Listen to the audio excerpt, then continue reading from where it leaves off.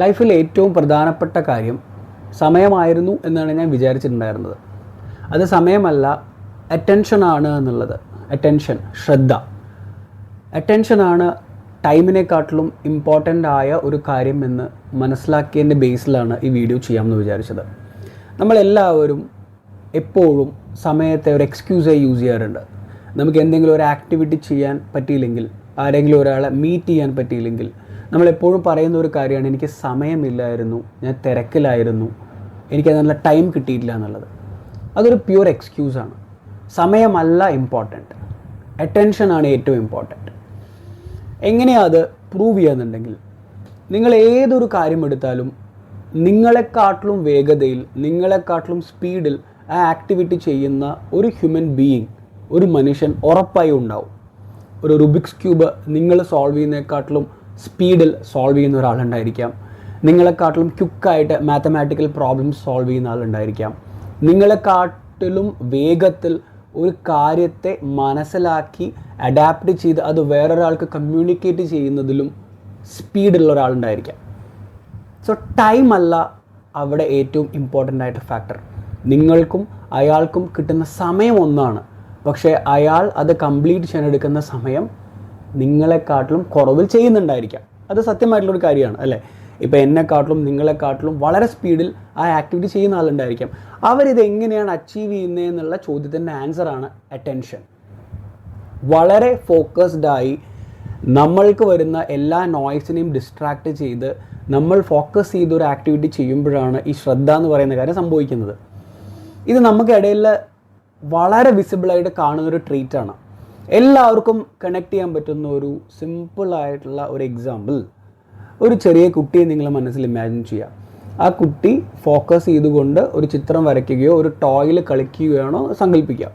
വളരെ ഫോക്കസ്ഡായി ആ കുട്ടി അത് ചെയ്യുകയും യാതൊരുവിധ ഡിസ്ട്രാക്ഷനും ഇല്ലാതെ ഫുള്ളി 100% ഓഫ് അറ്റൻഷനാണ് ആ കുട്ടി ആ ആക്ടിവിറ്റിയിലേക്ക് ഇടുന്നുണ്ടായിരിക്കുക. ഈ കുട്ടിക്ക് ഇത് എങ്ങനെ ചെയ്യാൻ സാധിക്കുന്നു? ബിക്കോസ് ആ കുട്ടിക്ക് മുന്നേ നടന്ന പാസ്റ്റിലുള്ള കാര്യങ്ങളോ ഇനി വരാൻ പോകുന്ന സോഷ്യൽ മീഡിയ നോട്ടിഫിക്കേഷൻസിനെ പറ്റിയിട്ടോ വരാൻ പോകുന്ന ബാധ്യതകളെ പറ്റിയിട്ടോ ഒരു ആകുലതയുമില്ല. That kid is living the moment. 100% attention ആ ചെയ്യുന്ന ആക്ടിവിറ്റിയിൽ ഫുള്ളി ഫോക്കസ്ഡായി ആ കുട്ടി ചെയ്യുന്നത് കൊണ്ടാണ് ഈ ഫ്ലോ സ്റ്റേറ്റ് അച്ചീവ് ചെയ്യാൻ പറ്റുന്നത്. പക്ഷേ നമ്മൾ മുതിർന്ന അഡൾട്ട്സായി മാറുന്ന സമയത്ത് നമ്മൾക്ക് എന്തുകൊണ്ട് ഈ അറ്റൻഷൻ നഷ്ടപ്പെടുന്നു എന്നുള്ളതാണ് ഏറ്റവും ഇമ്പോർട്ടൻ്റ് ആയിട്ട് നമ്മൾ തന്നെ ചോദ്യം ചോദിക്കേണ്ടത്. എന്തുകൊണ്ട് ഇത് നഷ്ടപ്പെടുന്നു? ഒരു എക്സാമ്പിൾ പറഞ്ഞു കഴിഞ്ഞാൽ, ഇപ്പോൾ ഞാൻ ജിമ്മിൽ പോകുന്ന ഒരാളാണ്. നമ്മൾ ജിമ്മിൽ പോകുന്ന സമയത്ത് നമുക്ക് അതേ വർക്കൗട്ട്, അതേ എക്സസൈസ് ഒരു 30 to 40 മിനിറ്റ്സിൽ ഫുള്ളി ഫോക്കസ്ഡ് ആയിട്ട് ചെയ്യാൻ സാധിക്കും. പക്ഷേ ഐ ഹാവ് സീൻ പീപ്പിൾ, അവിടെ ജിമ്മിൽ വരുന്ന ആളുകൾ അവരുടെ അറ്റൻഷൻ വേറെ പല കാര്യങ്ങളിലേക്കും ഷിഫ്റ്റ് ചെയ്ത് മേ ബി കുറച്ച് ആളുകളോട് സംസാരിച്ച് നിൽക്കാനോ, അല്ലെങ്കിൽ ആ പാട്ട് കേട്ട് നിൽക്കാനോ, വീഡിയോ കണ്ട് നിൽക്കാനോ, അല്ലെങ്കിൽ എന്തെങ്കിലും activity what ever it may be, distracted ആയി നമ്മൾ എന്ത് കാര്യത്തിനാണോ വന്നേ ആ കാര്യം ചെയ്യാതെ വേറെ പല കാര്യങ്ങളിലേക്ക് ഡിസ്ട്രാക്റ്റഡായി ആ അറ്റൻഷൻ സ്പ്ലിറ്റായി പോകുന്നത് കാണാറ്. രണ്ടാമതൊരു എക്സാമ്പിളോട് പറഞ്ഞു കഴിഞ്ഞാൽ, ചില ആളുകളോട് നിങ്ങൾ സംസാരിക്കുന്ന സമയത്ത് നിങ്ങൾക്ക് ആ ആളുകളോട് ഒരു വളരെ അടുത്ത മാനസിക ബന്ധം, ഒരു ഇമോഷണൽ അറ്റാച്ച്മെൻറ്റ് വരാൻ സാധ്യതയുണ്ട്. എന്നാൽ ചില ആളുകളോട് അതേ സമയം തന്നെ സംസാരിക്കുന്ന സമയത്ത് നമുക്ക് അത്രത്തോളം അറ്റാച്ച്ഡ് ആവാറില്ല. അതിൻ്റെ one of the main reason ഞാൻ നോക്കിക്കാണുന്നത് എന്താണെന്നുണ്ടെങ്കിൽ, അയാൾ നിങ്ങൾക്ക് തരുന്ന സമയമല്ല, അയാൾ നിങ്ങൾക്ക് തരുന്ന അറ്റൻഷനാണ്. നമ്മളിപ്പോൾ വളരെ കോമൺ ആയിട്ട് പറയുന്ന ഒരു കാര്യമുണ്ട്, നമുക്ക് ഒരാൾക്ക് കൊടുക്കാൻ പറ്റിയ ഏറ്റവും നല്ല ഗിഫ്റ്റ് എന്ന് പറയുന്നത് ടൈമാണ്, നിങ്ങളുടെ സമയമാണെന്ന് പറയും. പക്ഷേ എനിക്ക് അതിനോടൊരു എതിരഭിപ്രായം അല്ലെങ്കിൽ ഒരു ഡിഫറെൻ്റ് ഒപ്പീനിയൻ ഉണ്ട്. ഒരാൾക്ക് നിങ്ങൾക്ക് കൊടുക്കാൻ പറ്റിയ ഏറ്റവും നല്ല ഗിഫ്റ്റ് ടൈമല്ല, മറിച്ച് അറ്റൻഷനാണ്. ഇപ്പോൾ 1 മണിക്കൂർ നിങ്ങളൊരു കഫേയിൽ ഇരുന്ന് യാതൊരു വിധത്തിലുള്ള ഇമോഷണൽ അറ്റാച്ച്മെൻറ്റ് ഇല്ലാത്ത കോൺവെർസേഷൻ നിങ്ങൾക്ക് മുന്നോട്ട് കൊണ്ടുപോകാൻ പറ്റും. സംസാരിക്കുന്നതിൻ്റെ ഇടയിൽ സോഷ്യൽ മീഡിയ നോട്ടിഫിക്കേഷൻസ് നോക്കുന്നു, വേറൊരു കോൾ വരുന്നു, ഞാനിപ്പോൾ വരാം 5 മിനിറ്റ് എന്ന് പറഞ്ഞ് മാറി നിൽക്കുന്നു. This is distraction. നേരെ മറിച്ച് ഇനി ഒരു അറ്റൻഷൻ ഫോക്കസ് ചെയ്തിട്ടുള്ള ആളാണ് നിങ്ങളുടെ മുന്നിലിരുന്ന് സംസാരിക്കുന്നതെങ്കിൽ, നിങ്ങളോട് സംസാരിക്കുന്ന സമയത്ത് അയാളുടെ കണ്ണുകൾ കംപ്ലീറ്റ്ലി നിങ്ങൾ നോക്കിക്കൊണ്ടിരിക്കുന്നുണ്ട്, ഫുള്ളി ഫോക്കസ്ഡ് ആയിരിക്കും. നിങ്ങൾ പറയുന്ന ഓരോ കാര്യത്തിലും അയാൾ ശ്രദ്ധ ചെലുത്തുന്നുണ്ടാവും. അങ്ങനെ അയാളുമായി നിങ്ങൾക്ക് കൂടുതൽ മാനസികമായിട്ടുള്ള അറ്റാച്ച്മെൻറ്റ്, ഇമോഷണൽ അറ്റാച്ച്മെൻറ്റ് വരും. സോ ടൈം അല്ല ഇമ്പോർട്ടൻ്റ് ആയിട്ടുള്ള ഒരു കാര്യം. ടൈമിനും മുകളിലാണ് നിങ്ങൾ ഒരു ആക്ടിവിറ്റിയിലേക്ക് കൊടുക്കുന്ന അറ്റൻഷൻ അല്ലെങ്കിൽ ശ്രദ്ധ. ഞാനിപ്പോൾ പറഞ്ഞത് സമയത്തെക്കാട്ടിലും കൂടുതൽ അറ്റൻഷനാണ്, ശ്രദ്ധയാണെന്ന് ഞാൻ പറഞ്ഞു. അപ്പോൾ ഈ ശ്രദ്ധ നമ്മളുടെ ക്യാരക്ടറിൽ, അറ്റൻഷൻ എന്ന് പറയുന്ന ഒരു ക്വാളിറ്റി നമ്മളുടെ ക്യാരക്ടറിൽ എങ്ങനെ കൊണ്ടുവരാം എന്നത് നമ്മൾ പഠിക്കണമെങ്കിൽ ആദ്യം നമ്മളുടെ ബ്രെയിനിൽ എന്താണ് സംഭവിക്കുന്നത് എന്നതിനെക്കുറിച്ചൊരു ഐഡിയ വേണം. നമ്മളുടെ ബ്രെയിനിൽ തലാമസ് എന്ന് പറയുന്ന ഒരു പാർട്ടുണ്ട്.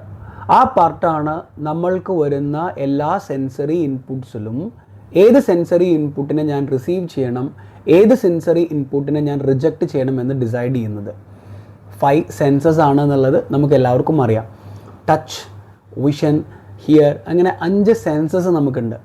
ഈ വരുന്ന എല്ലാ സെൻസസിലും ഏത് സെൻസാണ് ഏറ്റവും കൂടുതൽ ഇമ്പോർട്ടൻ്റ് എന്നുള്ളത് തലാമസ് ഡിസൈഡ് ചെയ്യുന്നവിടെയാണ് നമ്മളുടെ അറ്റൻഷൻ നമ്മൾ ബിൽഡ് ചെയ്ത് കൊണ്ടുവരുന്നത്. ഫോർ എക്സാമ്പിൾ, നിങ്ങളൊരു വളരെ ബഹളമുള്ള ഒരു പാർട്ടിയിലോ ഒരു മ്യൂസിക് കൺസേർട്ടിലോ എവിടെയെങ്കിലും ആണെന്ന് സങ്കല്പിക്കുക. നിങ്ങളുടെ പേര് എവിടെയെങ്കിലും ആരെങ്കിലും വിളിക്കുന്നത് കേട്ടാൽ നിങ്ങളുടെ അറ്റൻഷൻ പെട്ടെന്ന് അങ്ങോട്ട് സീക്കാവും. അതെങ്ങനെ സംഭവിക്കുന്നു? ബിക്കോസ് നിങ്ങളുടെ ബ്രെയിൻ വയർ ചെയ്തിരിക്കുന്നത് അത്രയും ഇമ്പോർട്ടൻസ് ആ പേരിന് കൊടുക്കണം എന്നുള്ള രീതിയിലാണ്.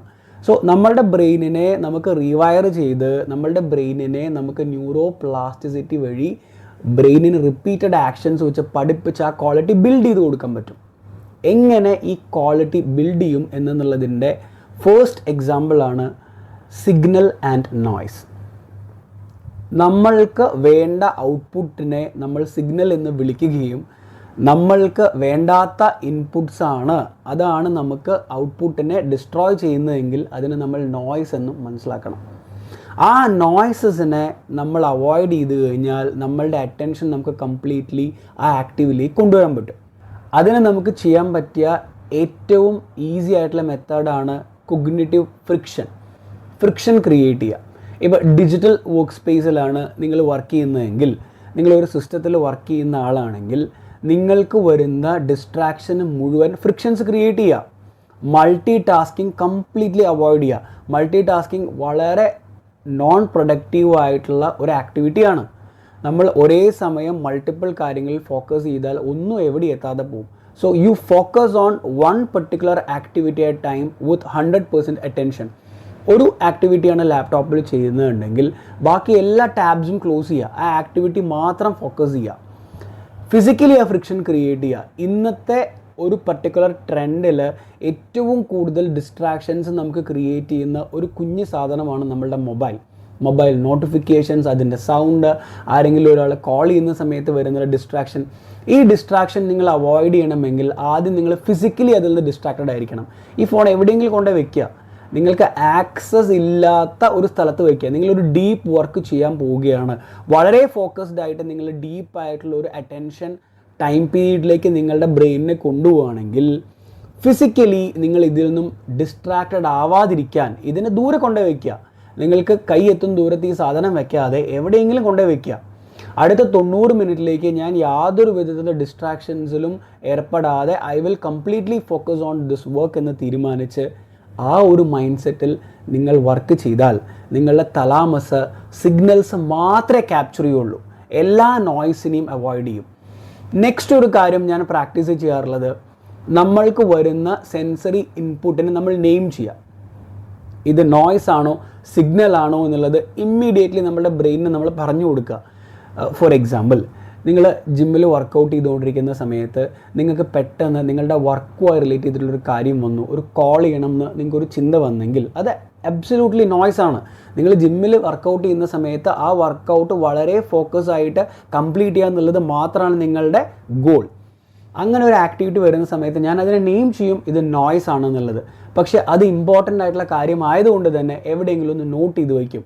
ഓക്കെ, ഇന്ന ഒരു കാര്യം ഇന്ന ടൈം പീരീഡിൽ എനിക്ക് ചെയ്യാനുണ്ട് എന്നുള്ളത്. സോ ബ്രെയിൻ അവിടെ ആ ലൂപ്പ് ക്ലോസ് ചെയ്തു. എനിക്കൊരു തോട്ട് വന്നു, ആ തോട്ടിന് ഞാൻ നോയ്സ് ആണ് എന്നുള്ളത് നെയിം ചെയ്തു ആൻഡ് ഞാനത് എവിടെയോ നോട്ട് ചെയ്ത് വെച്ചു and that loop is closed.